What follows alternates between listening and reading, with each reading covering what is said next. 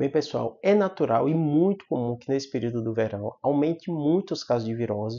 E eu vou explicar para vocês por que isso acontece, o que é que você deve fazer para evitar, o que é que você deve se preocupar, o que você não deve, né? Vamos lá. Todas as vezes, mesmo antes da pandemia, a gente sabe que nesse período do verão a gente aumenta vários tipos de virose, né? Em especial as gastrointestinais, né?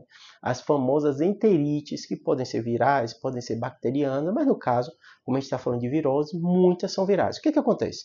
Você pega um vírus e cada vírus tem um comportamento diferente. O mais clássico quando a gente fala de virose é o quê? De vias aéreas superiores, né? Que aí vem a influenza, vírus social respiratório, a própria Covid não deixa de ser um vírus que afeta essa região e dá coriza, dá tosse, dá às vezes uma febrezinha, né? Uma dificuldade para respirar, aquela moleza no corpo, esse é o clássico, né?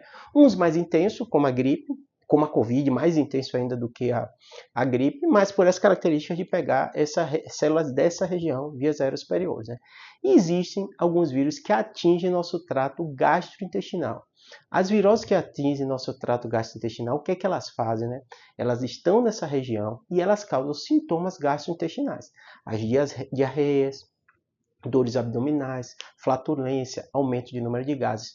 Todo esse aspecto vai te dar uma série de sintomas. E o que é que confunde, se a gente está falando de verão no Brasil, né? As infecções bacterianas, que aí é um cenário diferente. Por quê? Tendo infecção bacteriana é muito mais sério, é muito mais grave.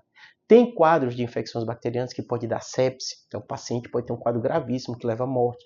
Precisa tratamento com antibiótico, porque o antibiótico vai matar aquela bactéria, vai evitar que aquilo se espalhe. Quais são as grandes diferenças? Clinicamente, às vezes é muito parecido. Normalmente, a bacteriana ela é muito mais sintomática. A febre é muito mais alta, a quantidade de secreção, muitas vezes parecendo pus, né? Muitas vezes com sangue, né? As dores, o quadro clínico do paciente ele fica mais prostrado, isso lembra uma infecção bacteriana.